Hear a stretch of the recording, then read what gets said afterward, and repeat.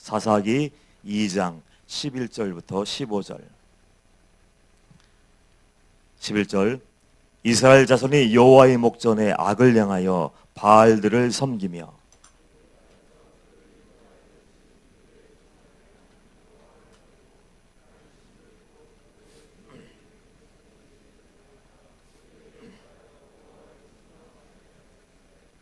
곧 그들이 여호와를 버리고 바알과 아스타롯을 섬겼으므로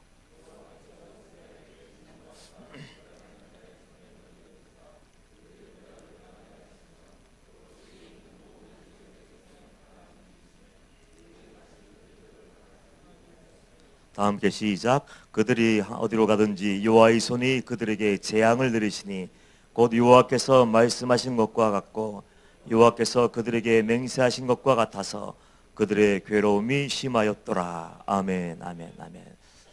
할렐루야. 이 시간도 주님이 함께 하시고 주님이 말씀하시는 은혜의 시간, 성령께서 기름 부으시는 그 시간 되기를 주님의 이름으로 축복합니다. 박광 목사님이 원로 목사님 만나셔서 이런 말씀을 하셨답니다. 아버님을 만난 거죠. 원로 목사님 댁에 가셔서 아버지, 이 시대는 하늘문이 다 닫힌 것 같아요. 하늘문이 점점점 닫혀가고 성령님의 임재도 없고 아무리 주옥 같은 말씀을 쏟아 부어도 생명을 구원하기 위해서 십자가의 말씀을 목숨을 걸고 간절한 마음 가지고 애절한 마음으로 그 단단하게 굳어진 마음을 깨버리고 그 영혼들을 살려내서 아버지께로 인도하고 하늘 나라로 향해서 걸어가게 만들려고 해도 반응이 없어요. 반응이 없는 무덤덤한 세대가 되고 말았어요. 그런 이야기를 하면서 만약에 인천 마가의 다락방마저도 성령님의 임재가 끝이 난다면 저는 조금도 주저하지 않고 다락방 문을 닫아버리겠습니다. 그런 얘기를 했을 때 박재호 목사님은 그 얘기를 듣자마자 눈물을 뚝뚝 흘리시면서 애통하는 마음으로 이렇게 얘기하셨어요. 아니, 이 나라가 어쩌다가 이 모양이 되었어. 이 백성들이 어쩌다가 이 꼴이 되었어. 하나님의 영광이 떠나보십시오. 교회가 아니에요. 성령님의 임재가 없어 보십시오. 그 예배는 예배가 아니에요. 아무리 기도해도 아무리 주여지어 부르짖어도 성령님께서 오시지 않으면, 주님이 말씀하지 않으면 하나님의 영광이 떠나버리고 끝나는 거예요. 우리는 그 유럽의 교회를 들어서 알고 있잖아요. 한때는 전 세계에 선교했던 영국 교회들이 어떻게 됐습니까? 그 쟁쟁한 이름을 가지고 있고 역사를 가지고 있는 그 교회가 지금 술집이 되어버렸어요. 춤추는 곳이 되고 말았어요. 유럽은 어떻습니까? 프랑스는 어떻습니까? 그 독일은 어떻습니까? 종교개혁의 발상지들이 어떻게 되었어요? 하나님의 영광이 끝나고 성령님의 임재가 없으니까 맛을 잃어버리고 바뀌어버려 밟혀버린 소금처럼 짓밟히고 세상에 조롱거리가 되어버리고 사단의 소굴이 되고 말았어요. 그 말씀을 하시면서 그렇게 슬피 울고 있는 그 원로 목사님의 마음이 우리들의 마음이 있어야 돼요. 마음이 되어야 돼요. 예배 자리에 나와서 앉아있는 것 좋습니다. 우리가 말씀을 듣고 기도하고 찬양하고 봉사하고 충성하는 거 좋습니다. 그러나 그 마음속에 하나님을 향한 뜨거운 사랑이 빠져버리고 은혜에 대한 갈망이 없다면 이 예배는 아무것도 아닌 그냥 쇼가 되는 거예요. 하나님의 탄식처럼 성전에 마당만 밟고 와서 그냥 가버리면 어떤 의미가 있겠습니까? 아무 소용이 없는 거예요. 우리는요, 신앙생활이 그리고 예배하는 것이 영적인 전쟁임을 알아야 돼요. 영적인 싸움이에요. 사단이 말씀을 증거되고 말씀이 증거되고 말씀이 우리 마음에 심겨졌을 때 사단은 할 수만 있으면 여러분 마음에 심겨진 말씀을 뺏어가려고 몸부림치고 애를 씁니다. 왜 말씀이 들려지지 못하게 방해합니까? 왜 말씀이 심겨지지 못하게 뺏어갑니까? 그 이유가 성경 말씀에 정확하게 기록되어 있잖아요. 말씀을 듣고 깨닫고 믿고 회개하고 구원받지 못하게 하려고. 원수마귀는 잠도 안 자요. 호시탐탐 사자의 모습, 사자처럼 모갱이를 노리는 사자처럼 들어다니면서 예배에 집중하지 못하는 영혼들, 하나님을 사랑하는 마음을 빼앗겨버린 영혼들, 혹시라도 죄에 빠져있는 영혼들을 삼켜버리고 지옥에 던져버릴 때까지 사단은 쉬지도 않고 먹지도 않고 자지도 않는 거예요. 그런데 우리가 어떻습니까? 우리 마음속에 하나님을 향한 뜨거운 갈망이 있습니까? 하나님을 만나기를 원하고 예수 그리스도의 십자가를 경험하고 내 죄를 다 씻어버리고 거듭나서 이제 좁은 길 향해 나가며 천국을 그리워하기 때문에 거룩한 의의 갑옷을 입고 빛 가운데로 향하며 하나님의 기쁨이 되는 그 삶을 살고 있습니까? 그 뜨거운 갈망이 없다면은 우리는 점검할 수 있어야 돼요. 내가 정말 구원받은 자인지, 내 안에 하나님이 계신지, 나는 성령 충만해서 성령님의 지배를 받으며 말씀에 순종하며 거룩한 길을 걸어가고 있는지, 우리가 왜 하나님의 사람답게 살지 못합니까? 죄를 던져버리지 못하고 잘라버리지 못하고 아무것도 아닌 세상에 썩어질 것들, 하나님을 만난 사람들이 버렸던 배설물처럼 여겼던 그 똥 아닙니까? 똥, 쓰레기 같은 것을 얻기 위해서 하나님을 던져버리고 거역하며 반역하며 하나님이 원치 않는 넓은 길로 나가며 하나님 마음에 십자가의 못을 받고 있는 것이 우리의 모습이라면 그 이유가 무엇이겠습니까? 여러 가지 이유가 있겠죠. 예배의 은혜를 못 받아요. 예배 시간을 통해서 나는 도전을 받지 못해요. 그러면서 예배 얘기하고 설교 얘기하고 목사님 얘기하고 나가서 찬양 인도자가 문제고 어떤 누구가 이 자리에 같이 와 있어서 그 사람 때 시험 들어서 우리가 하나님 말씀대로 살지 못하며 순종하지 못하며 거룩한 길 걸어가지 못한다고 많은 핑계와 많은 변명을 할 거예요. 그러나 그런 이유가 되지 않습니다. 가장 중요한 것이 있어요. 왜 내가 회개에 합당한 열매를 맺지 못하고 거룩한 빛의 갑옷을 입고 빛과 소금의 사명을 온전히 감당하지 못하는가? 여전히 회개하고 또 죄 지은 자리에 또 동일한 죄에 빠져버리고 동일하게 넘어진 그 자리에 가서 넘어져 버리는가? 그 이유는 다른 거 아니에요. 여러분들 솔직하셔야 돼요. 하나님에 대해서 들었지만 하나님을 내가 모르기 때문에 그래요. 하나님을 정말 내가 안다고 생각해 보십시오. 와, 정말 하나님은 살아계시오. 내가 봤더니 천국도 있고 지옥도 있고 마지막 심판대 앞에 가서 마지막 땅 지옥 선고를 받아버리면 나는 영원한 지옥 불타는 형벌에 지옥에 던져서 영원토록 고통당할 거야. 그것을 상상하게 경험하고 보고 알았다면 어떻게 할까요? 그대로 살 수 있겠습니까? 감정대로 내 기분대로 살겠습니까? 본능대로 살겠습니까? 성경의 기록대로 내 소견대로 살 수 있습니까? 절대로 그렇게 살 수 없어요. 그 문제를 직시하고 내가 내 신앙생활의 실패 이유가 무엇인지, 내가 낙심하는 이유가 무엇인지, 내가 죄와 세상과 마귀와의 영적인 싸움에서 서서 세상과 타협한 이유가 무엇인지를 알아내고 점검하고 빨리 더 늦기 전에 싹 돌아서야 되는데 왜 그 점검을 하지 않는지 모르겠어요. 갈망도 없다고요? 주님의 이름을 불러도 십자가를 바라봐도 예배당에 나와서 예배를 드려도 구원의 감격이 솟아나지 않는다고요? 구원의 기쁨이 없다고요? 감사와 찬양이 넘쳐나지 않는다고요? 그 사람은 십승팔구는 그 영이 이미 죽어버린 자예요.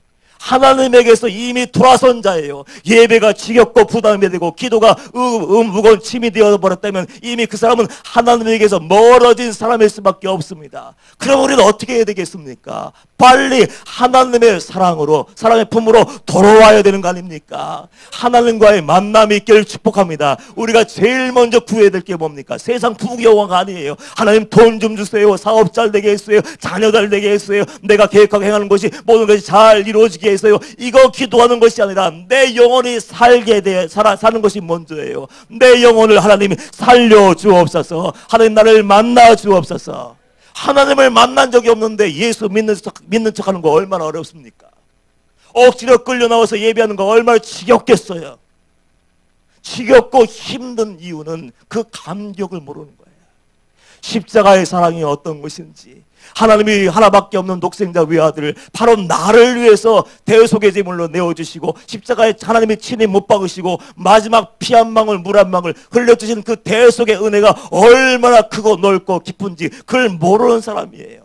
모르면 어떻게 해야 되겠습니까? 무덤덤하게 오늘 은혜 받지 않으면 내일 은혜 받으면 되지, 이번 주에 은혜 받지 않으면 다음 주에 은혜 받으면 되지, 오늘 내가 회개하지 않았어도 다음 주에 회개하면 되지, 그러면서 미루면 되겠습니까? 아니에요. 오늘 배수의 진을 치고 하나님 오늘 내게 은혜 내려 주옵소서. 오늘 나를 새롭게 하여 주시옵소서. 거듭나게 하시고 돌이키게 하여 주옵소서. 오늘 은혜 받지 않으면 내일은 내 것이 아니기 때문에 어쩌면 하나님이 내일을 허락하지 않을 수도 있어요. 그래서 우리는 오늘 이 시간에 하나님을 갈망하고 어떻게 해서든지 하나님을 만나고 하나님이 나를 얼마나 사랑하시는지를 알려달라고 온 마음을 하나님께 내어드리며 기도할 수 있어야 돼요. 제가 언젠가 그런 기도를 잠깐 한 적이 있습니다. 하나님을 만나고 생명을 걸고 살았어요. 산에 올라가 산기도하고 항상 말씀을 드렸지만 장에 나가 전도하고 밤을 새워 말씀만 읽으며 어떻게 하면 내가 하나님의 기쁨이 될까? 그럼 내게 있는 거 아무것도 아니죠. 지금 돌아보면 아무것도 아니지만 적금 예금 통장 몇 개 있던 거 다 털어서 다 나누어줬어요. 너 등록금이 없어서 학교 못 간다고, 뭐야 기숙사비가 없어서 뭐 학교 갈 수 없다고, 사업을 해야 되는데 지금 없어서 망하게 생겼다고, 할 수 있는 만큼 내가 있어 할 수 있는 거 다 나눠주었어요. 3년 동안 그렇게 불같이 살았는데 어느 날 뇌졸중이 왔어요. 예고 없이 침묵의 살인자답게 아무런 전조동상이 없었어요. 어제까지 아무런 일도 없었어요. 문제도 없었어요. 어떤 경고도 없었어요. 하루아침에 중풍이 와서 무너지는 그 순간이 왔고, 그럼에도 불구하고 하나님의 은혜로 생명을 얻게 되었고, 목사님의 표현대로 요단강 반쯤 건너가다 돌아온 줄 알아. 그 정도로 심각한 상황이었지만 은혜로 회복이 되어서 돌아오게 되었어요. 그런데 마음속에 서운한 마음이 있는 거예요. 서운한 마음이. 내가 예수님을 만났고 충성하고 은혜도 경험했는데 마음에 서운한 마음이 이만큼 생겼었나 봐요. 어느 날 병원에서 돌아와서 병원에서 아무것도 해줄 것이 없는데 왜 있냐고 그 얘기 듣고 깜짝 놀라서 나 퇴원해야 되나 보다. 병원에서 더 이상 소망이 없나 보다. 그래서 퇴원해서 집에 왔는데 가만히 앉아있어 누워있을 수 있습니까? 그 불편한 몸을 이끌고 성전에 들어가서 앉아 기도하는데 마음속에 서운함이 이만큼 밀려오는 거예요. 그래서 하나님께 잠깐 이렇게 기도를 했어요. 하나님 왜 그러셨어요? 제가 주님 만나고 충성한 거 아시죠 하나님? 제가 하나님을 얼마나 사랑했는지 아시죠 하나님? 그 서운한 마음을 잠깐 이렇게 얘기했는데 깜짝 놀랄 일이 생겼어요. 눈을 꽉 감고 하나님 이러실 수 있어요 막 하고 있는데 갑자기 앞에 막 스크린이 켜진 것처럼 탁 켜지더니만 파노라마처럼 장면들이 싹 지나가기 시작했어요. 이단이라고 해도 상관없어요. 저는 그날 하나님이 은혜 주셨다고 생각하니까 갑자기 장면이 딱 지나가면서 새 장면을 딱 보여주셨어요. 한 번은 제가 어렸을 때 시골에서 살았는데 그 한여름에 너무 덥잖아요. 아이들 물놀이하고 시냇물도 있고. 그러니까 시냇물에 수영도 못하는 어린아이가 시냇물에 가서 발목 잠그고 아장아장하면 놀면 얼마나 좋겠어요. 그 오빠들, 그 형들, 누나들 그 가는 데 따라갔다가 보니까 그 형들과 그 누나들은 수영을 잘했나 봐요. 지금 생각해 보니까 저수지에 풍덩 빠지더라고요. 저수에 들어가서 이렇게 수영하는데 너무 멋져 보이고 재밌어 보이는 거예요.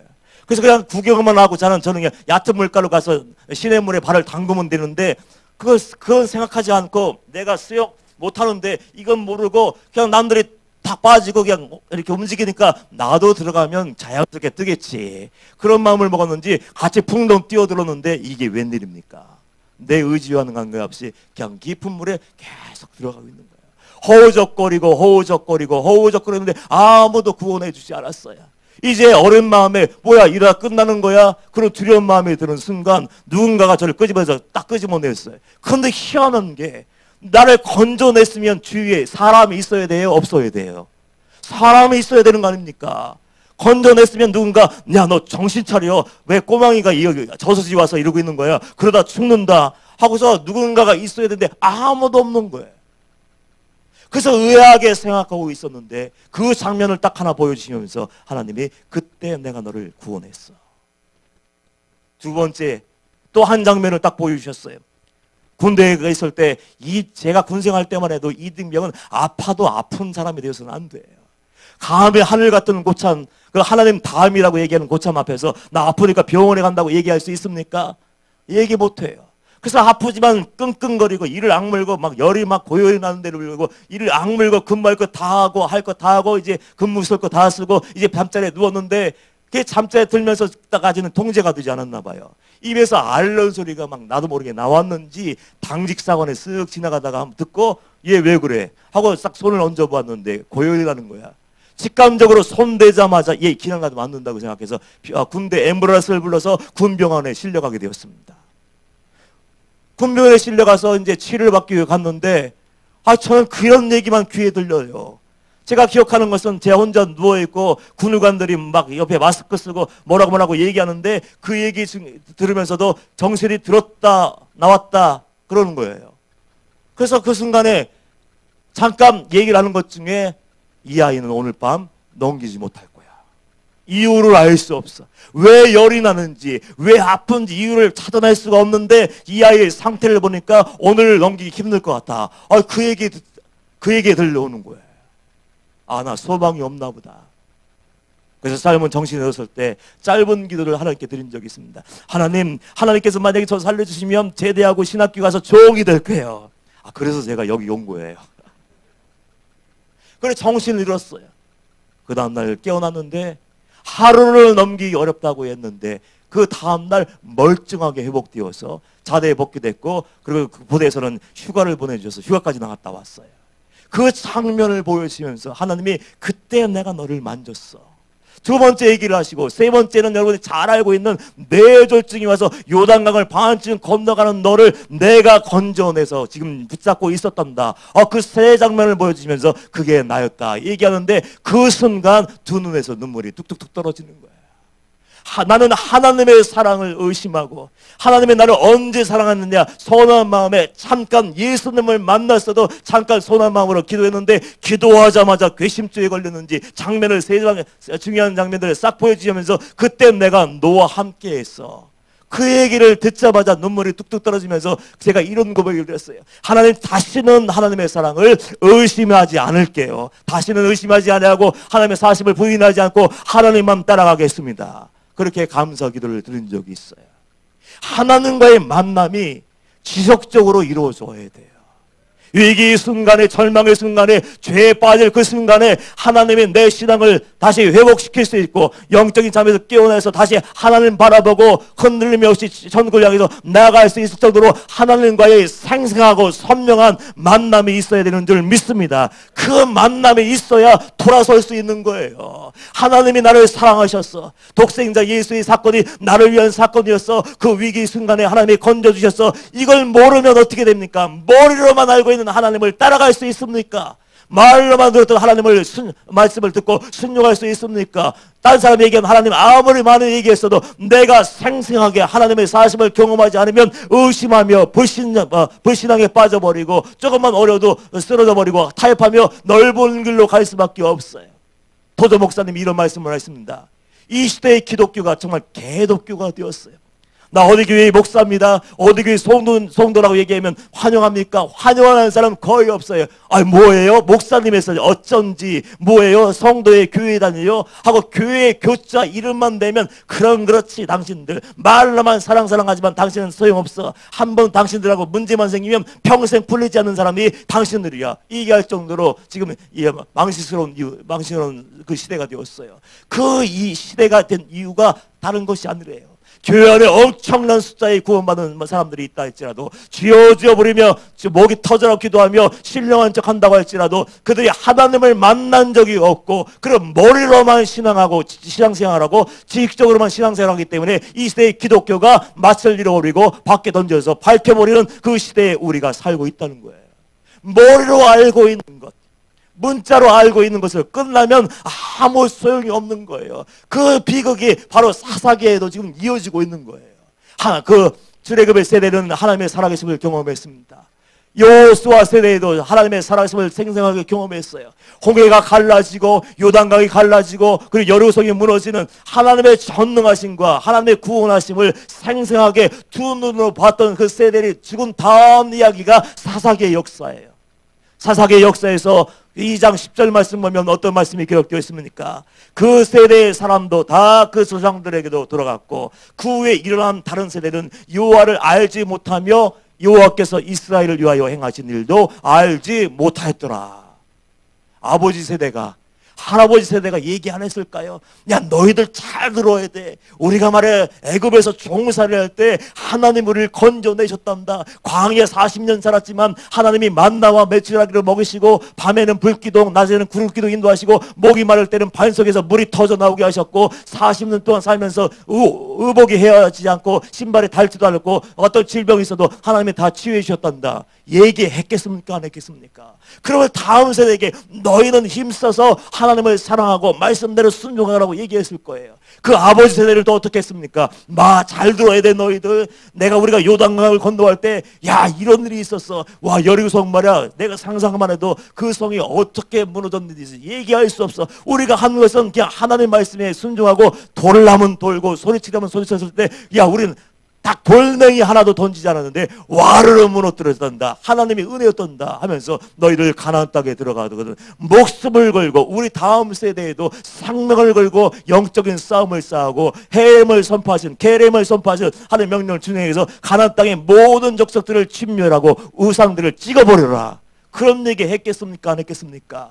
할아버지는 나름대로, 아버지 세대는 아버지 세대 나름대로 그 후손들에게 하나님은 살아계시니까 성경 읽어, 하나님은 살아계시니까 믿고 기도해, 하나님은 살아계시니까 구별돼야 돼, 하나님은 살아계시니까 우상을 다 던져버려야 돼, 죄를 멀리 얘기했어요? 하지 않았어요? 기회만 있으면 했을 거예요. 그런데 또 다른 세대는 여호와를 알지 못했대요. 어떻게 알지 못하는 겁니까? 하나님에 대해서 얘기 못합니까? 성경 말씀이 어디 있는지 모릅니까? 모든 것을 다 알고 있어요.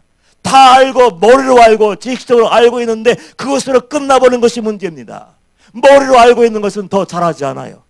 이성으로 알고 있는 것은 자라나지 않습니다. 도전받지 않아요. 변화되지 않습니다. 알고 있는 게 전부라고 생각해요. 끄떡거리며 그래 예배도 이렇게 드리는 거지, 기도 이렇게 하는 것이, 그래서 이 말씀 이런 얘기야, 그걸로 끝났지. 삶의 변화가 없고 하나님을 쫓아가는 순종이 없고 거룩하고 구별된 삶으로 이어지지 않더라고요. 그것이 문제인 거예요. 하나님을 모르고 말로만 듣던 그 하나님을 이스라엘 백성들, 그 아들 손자 세대는 어떻게 했습니까? 11절 말씀 보면 이스라엘 자손이 여호와의 목전에 악을 행하여 바알들을 섬기며, 하나님을 모르니까 내가 만난 하나님이 없는 거예요. 아버지의 사랑을 모르는 거예요. 내가 하나님을 두려워하지 않으니까 어떡합니까? 사람만 무서워하는 걸 쉽게 얘기해서 사람 앞에서 거룩한 척 살고 사람 앞에서 신령한 척 살지만 내 이익과 내 야망 앞에서는 하나님 말씀도 하나님도 다 던져버리는 것이 그 시대의 비극이었어요. 그것이 우리의 모습일 수 있습니다. 얼마든지요. 우리를 유혹하는 것이 얼마나 많습니까? 돈 때문에 하나님을 팔아버리는 사람들, 명예 때문에 하나님을 던져버리는 사람들, 권력 때문에 기득권을 주장하기 위해서 권리를 주장하며 하나님의 교회를 깨트려버리는 사람들이 얼마나 많아요. 정말 많습니다. 이 백성들 하나님에 대해서 들었지만 내가 만난 하나님이었고 나를 변화시킨 하나님이었고 나를 인도해 줄 만한 그 하나님을 놓쳐버리니까 여호와 앞에서 악을 행하며 죄란 죄는 다 저지른 거예요. 우리가 죄에 빠지는 이유, 죄와 타협하는 이유, 사단에게 무릎 꿇는 이유는 하나님을 모르기 때문이에요. 하나님을 알고 심판이 알고 있는 것을 알고 천국과 지옥이 선명하게 보여지면 무서워서라도 죄질 수 없는 거예요. 머리로만 알고 있던 하나님, 내가 모르니까 그냥 쉽게 바알 섬기면 부자가 된대, 아스다로를 섬기면 야 뭐가 잘 된대, 아세를 섬기면 뭐 아이들을 잘 낳는데, 그래 세상의 복, 내 야망을 채우기 위해서 사람들이 그 우상을 만들었고 자기 죄를 합리화하는 것이 우상이에요. 너무나 쉽게 하나님을 잊어버리고 내 야망, 내 욕망, 내 죄에 물든 마음을 만족시키기 위해서 우상하게 달려가는 것이 이 이스라엘 백성들 그 손자 세대의 비극이었습니다. 12절 말씀 보면 하나님이 뭐라고 말씀하셔요? 애굽 땅에서 그들을 인도하여 내신 그들의 조상들이 하나님 여호와를 버리고 다른 신들 곧 그들의 주위에 있는 백성의 신들을 따라 그들에게 절하며 여호와를 진노하시게 하였을 때, 하나님이 얼마나 서운하신지, 내가 너희를 입히고 먹이고 내가 안아주고 업어주었어 이렇게 해줬던 그 하나님이 그 백성들이 나를 버리고 우상하게 달려갔을 때 하나님이 한마디 하신 것이 뭡니까? 너희들이 나를 버렸어. 더 적극적인 말로 표현해 볼까요? 너희들이 나를 배신했어. 나를 사랑한다고 얘기하면서 거룩한 백성이라고 얘기하면서 구원받은 백성이라고 얘기하면서 천국을 소망하며 마태복음 5장 6장 7장을 읽으며 그 좁은 길 걸어간다고 하면서 너희들은 세상의 어떤 것, 내 마음을 흔들게 하는 어떤 것, 내 마음의 약한 부분을 사단이 한 번만 딱 찔러버리면 내 본성, 내 자아, 내 죄악된 본성이 숨어있다가 불쑥 튀어나와서 하나님을 던져버리고 배신하게 만들었다고 지금 하나님이 탄식하고 있는 거예요. 여러분의 삶을 한번 돌아보십시오. 지난 한 주간 지내면서 은혜를 갈망하면서 내가 한 주간 동안 예배를 준비하면서 이 자리에 나오셨습니까? 한 주 동안 삶의 예배를 드리고 혼자 있을 때 하나님을 두려워하고 혼자 있을 때 마음과 생각을 지키고 입술을 지키고 하나님 앞에서 거룩하게 살며 삶의 예배를 준비하고 이 자리에 나오셨다면 하나님의 살아계심을 오늘 맛볼 거예요. 그 사람은.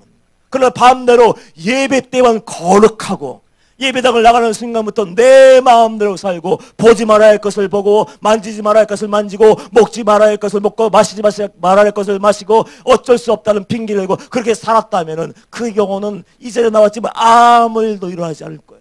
왜요? 하나님은 겉모양만 보고 속습니다. 모욕하고 머리 탁 치장하고 깨끗한 옷을 입으면 사람들 거룩하다 이렇게 얘기할 수 있지만 하나님은 심령것을 쪼개보시는 분이고 여러분의 한 주간 동안의 삶의 모든 발걸음을 기억하시는 분이기 때문에 그 하나님을 잃어버리지 말아야 돼요.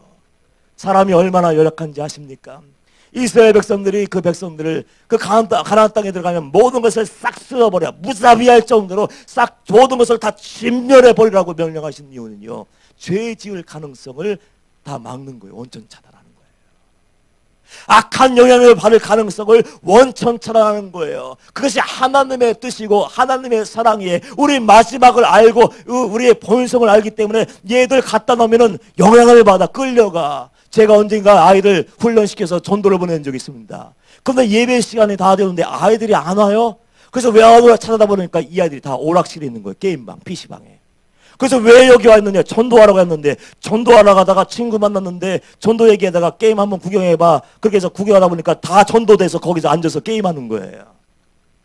어떤 사람들이요, 주일마다 예배하고 토요일마다 예배하고 함께 산에 올라가서 기도하고 함께 장에 나가서 전도하고 밤을 새워 함께 하나님 얘기하던 그 아이들조차도 무너져 내렸어. 이것이 인간의 약함이고 연약함이에요. 그것을 아시기 때문에 사랑하기 때문에 들어가서 모든 것을 진멸하라 이렇게 말씀하셨는데 이스라엘 백성들은 아마 이런 마음을 먹었었나 봐요. 하나님 더 이상 간섭하지 마세요. 예배는 예배고요, 저 삶 가운데 얼마나 살기 힘든지 아세요? 물론 여러분들 삶의 현장에서 최전방 아닙니까? 영적인 전쟁에 최전방에서 영적인 전투라는 것이 쉬운 것이 아니에요. 여러분 직장생활 하면서 신앙생활 하는 것이 쉽습니까? 술자리 피하는 것이 쉽습니까? 노래방 가지 말아야죠. 술도 먹지 말아야죠.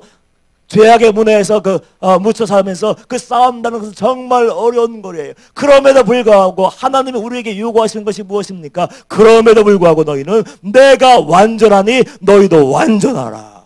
대충 순종하라 얘기하지 않았어요. 여러분들 적당히 순종하라 이만큼은 괜찮다고 하나님은 얘기하지 않았어요. 하나님이 말씀하시는 그 자리가 있으면 그 자리까지 나가야 되고 죽을 만큼 거룩할 수 있어야 돼요. 그게 하나님의 뜻인데 이스라엘 백성들은 왜 간섭하세요? 이 정도 하면 되는 거 아니에요? 우리 싸울 만큼 싸웠어요. 얼마나 많은 사람들이 더 죽어야 돼요. 너무 힘들고요. 이제 저 사람 노예로 삼아서 일 좀 시키면 안 됩니까? 좀 편안하게 살면 안 됩니까? 그러다가 어떻게 됐습니까? 그것이 그들의 올무가 되고 가시가 되었어요. 하나님의 말씀대로 그들 욕구의 가시가 되어서 순간순간 찔러버리고 올무가 되어서 신앙의 숨통, 영혼의 숨통을 조여버리고 영혼이 질식해버리고 그리고 사망에 이르게 했어요. 그 하나님의 보호하심 밖으로 완전하게 밀려나게 되었어요. 그때 어떤 일이 일어났습니까? 어떤 일이 일어나게 됩니까? 14절 15절 2장 14절 15절이 그 얘기예요. 은혜 밖으로 나가는 사람들, 적당히 순종하고 적당히 거룩하고 하나님의 말씀대로 교회 안에서만 살고 나가서 내 마음대로 죄 지을 거 다 죄 지고 적당히 타협하고 살았던 그 사람들에게 주어진 하나님의 선고가 무엇입니까? 14절 말씀 보면 다 함께 읽어볼까요? 시작. 여호와께서 이스라엘에게 진노하사 노력하는 자의 손에 넘겨주사 그들이 노력을 당하게 하시며 또 주위에 있는 모든 대적의 손에 팔아 넘기심에 그들이 다시는 대적을 당하지 못하였으며 그들이 어디로 가든지 여호와의 손이 그들에게 재앙을 내리시니 곧 여호와께서 말씀하신 것 같고 여호와께서 그들에게 맹세하신 것과 같아서 그들의 괴로움이 심하였더라. 죄의 결과, 결국은 하나님을 등져버린 삶, 말씀에 불순종하고 의지를 가지고 하나님의 뜻임에도 불구하고 내 마음대로 산 삶의 결과가 무엇입니까? 노력하는 자들의 손에 넘겨주사 대적의 손에 팔아 넘기심에 그들이 다시는 대적을 당하지 못하였으며 패배자의 인생이 되게 되는 거예요. 어디에 있었든지 당당하게 십자가 군병 대장부의 삶을 살면 어디에 있든지 하나님의 살아계심을 당당하게 삶으로 증거해야 되는데 이제 어떻게 됐습니까? 아무도 인정하지 않아요. 목사님 오셨어요? 옛날에는 지역 유지였습니다. 목사님이 얘기하면 지역 동네 이장도 면석이도 면장님도 군수님도 고개를 숙이고 예 목사님 했어요. 요즘 어떻게 되었습니까? 하나님을 놓쳐버리고 거룩을 잃어버리고 말씀을 던져버린 그 삶을 살고 그 세상에 썩어질 것을 추구하며 산 모든 삶의 결과가 무엇입니까? 이제는 겉방귀를 껴요. 뭐 목사님이에요? 아유 기다리세요. 뭐 성도님이라고요? 아이고 그럴 줄 알았어. 무시당하는 그 시대가 되고 말았어요. 하나님의 보호하심 밖으로 밀려나면은 괴로울 수밖에 없는 거예요. 고통스러울 수밖에 없는 거예요. 뭘 해도 안 되는 거예요. 제가 여러분들 저주하고 무섭게 하려고 하는 게 아니에요. 그래서 하나님의 탄식의 말씀이 오늘 분명하게 기록되어 있지 않습니까? 다시는 대적을 당하지 못했으며 15절 하반절 마지막 보면 그들의 괴로움이 심하였더라. 그냥 괴로운 것이 아니고 감당할 수 없는 거예요. 마음으로도 육체적으로 가정적으로 사업으로도 뭐를 해도 괴롭고 고통스러워서 사회 소망이 끊어지는 거예요. 그래서 하나님은 죄 지을 가능성을 다 완전히 봉쇄해버리고 차단해버리기 위해서 말씀을 그렇게 무시무시하게 말씀하셨는데 왜 사람은 자기 마음대로 해석하는지 모르겠어요. 내 마음대로 해석하고 어떤 것은 순종하고 어떤 것은 던져버리고 그러는지 모르겠어요. 그럼 우리는 10점 팔고 사단의 놀이는 밥이 될 수밖에 없어요. 그들의 밥이 될 수밖에 없어요. 사단이 우리의 밥이 되고 죄가 우리의 밥이 되고 세상이 우리의 밥이 되어서 우리가 가는 곳마다 하나님 나라가 선포되며 예수의 이름이 증거되어야 되는데 거꾸로 되고 말았어요. 그것이 바로 은혜를 놓쳐버리고 하나님을 놓쳐버린 결과입니다. 이야기 하나만 하고 말씀을 마무리할게요. 목사님께서 금요철에도 말씀하셨지만 이루의 집이라는 곳이 있었는데 그 지하에는 기도원으로 기억해요. 그 기도원에서는요 치유와 기적이 임했습니다. 정말 병원에서 끝났다. 대충 아픈 것이 아니고 병원에 사람은 이제 죽었습니다 얘기했던 그 사람들이 와서 멀쩡하게 걸어나가는 곳이 바로 이루의 집이었어요. 하나님을 믿고 하나님을 신뢰하고 하나님을 사랑하며 회개하고 돌아선 사람들에게는 모두 치유와 회복의 은혜가 임했어요. 그 치유가 일어나면 전도사님이 이런 얘기를 했어요. 당신은 명심해야 된다. 당신이 이미 죽었던 자야. 세상에서 소망이 없던 자야. 하나님의 은혜로 산다면은 하나님 옆에서 외줄 타는 삶을 살아야 돼. 한 번만 삐끗하면 안 떨어져 죽는다. 사람판을 걷는 것처럼 한 번만 힘을 잘못 주고 다른 곳을 밟으면은 내가 얼음이 깨져버리고 물속에 잠기게 되고 난 생명을 잃어버린다. 그 마음 가지고 절대로 하나님의 은혜를 놓쳐버리지 말고 죄 지을 가능성을 완전히 잘라버려라. 당신은 한 번에 끝난다.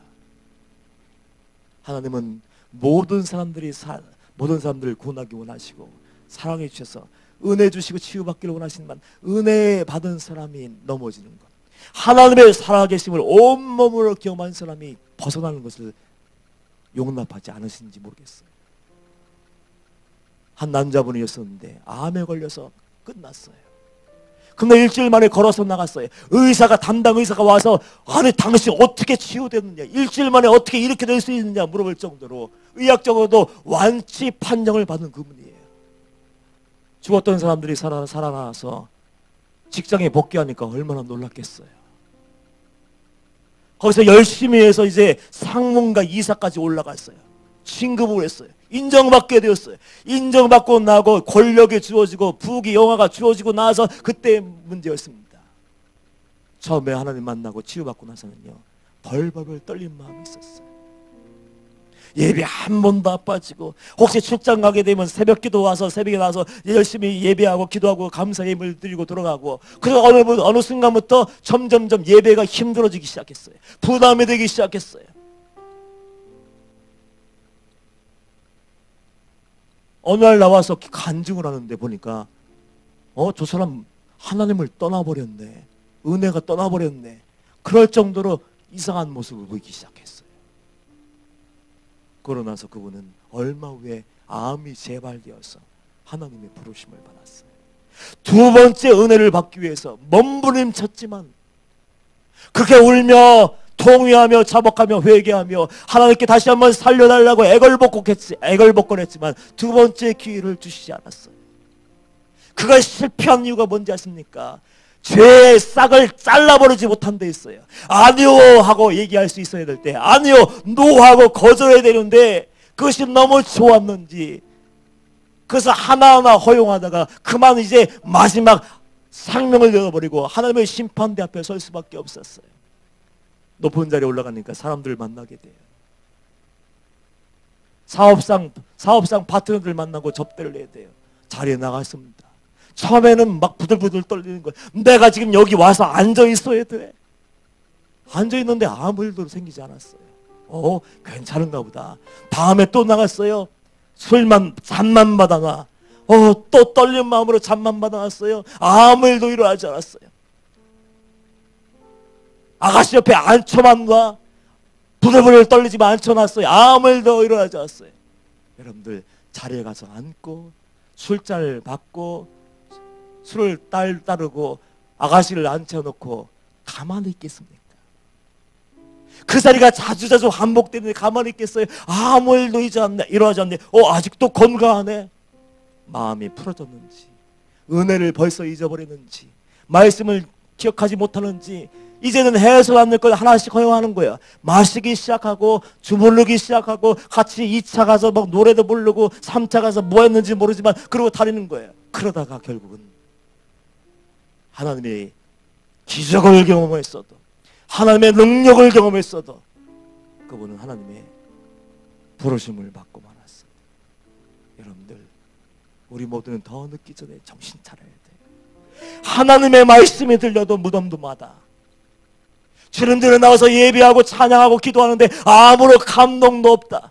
그저 그냥 형식적으로 무관심하게 다람쥐 쳇바퀴 돌리지, 그저 왔다 갔다 아무런 감동도 없고 도전도 없고 변화도 없다. 어쩌면 여러분들 영혼이 이미 하나님에게서 떠나버린 거예요. 하나님의 보호하심에 맡겨 있어서 내가 죄를 지어도 하나님이 징계하지 않고, 내가 범죄에 빠져 있어도 하나님이 책망하지 않는다면 그 영혼은 이미 버림받은 심령이에요. 하늘 문이 닫히고 여러분의 은혜의 문이 닫히기 전에 저와 여러분이 해야 할 것이 무엇입니까? 너무 늦기 전에 아버지께로 돌아오는 거예요. 너무 늦기 전에 죄를 빨리 잘라버리고 욕심과 음란과 탐욕을 다 거짓을 위선을 던져버리고 여호와께 돌아오는 거예요. 그리고 만나달라고 기도하십시오. 그 만남이 여러분의 일생을 바꾸고, 그 만남이 여러분의 영혼을 구원하고, 그 만남이 여러분을 진리 가운데로 이끌 수 있는 만남이 아니라면 더 큰 하나님의 은혜를 구할 수 있어야 돼요.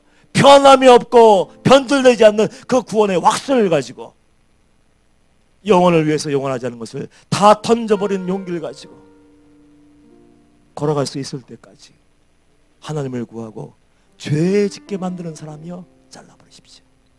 원망하고 불평하고 좌절케 하고 낙심케 하는 사람이 있으면요, 단칼에 잘라버리십시오. 죄의 가능성이 있으면 그 자리에 가지 마세요. 제가 항상 얘기하잖아요. TV 던져버리십시오. 인터넷이 죄 짓게 만든다면 인터넷 끊어버려요. 그것 때문에 성도들이 다 망가졌다고 목사님이 탄식하잖아요. 공부한다고요? 공부만 할까요? 사업상 뭐 준비한다고요? 그것만 할까요? 온갖 쓰레기들, 온갖 여러분의 영혼을 오염시킬 그 죄악의 물결이 파도처럼 밀려오는데 그걸 다 빨아들이고 있잖아요. 그러다 죽어버리는 거예요. 그걸 끊어버리지 않으면 우리는 패배할 수밖에 없고 끊어버리지 않으면 적당히 즐기다가 지옥에 갈 수밖에 없어요. 이스라엘 비극, 하나님을 몰랐어요. 말로 들었지만 직접으로 알고 있지만 하나님이 어떤 분인지 몰라. 하나님은 사랑하는 하나님이지만 하나님은 공의의 하나님이기도 해요. 죄를 더 이상 방치하지 않는 그 순간이 와요. 그때는 진노의 잔이 부어지게 되고, 진노의 잔을 마시면 하나님의 심판이 그 나라와 민족 위에만 임하는 것이 아니라 개인 위에, 사업 위에도 임하는 거예요. 더 늦기 전에 아버지께로 돌아가 무릎 꿇고 회개하며 하나님 다시 한번 구원의 감격을 회복시켜주셔서 이제는 변함없이 주님만 사랑하고 끝까지 인내하며 선한 싸움을 싸우며 그 길 걷게 하시고 마지막이 가장 아름다운 우리 모두가 되게 하여 주옵소서. 그 은혜가 임하기를 주님의 이름으로 축복합니다.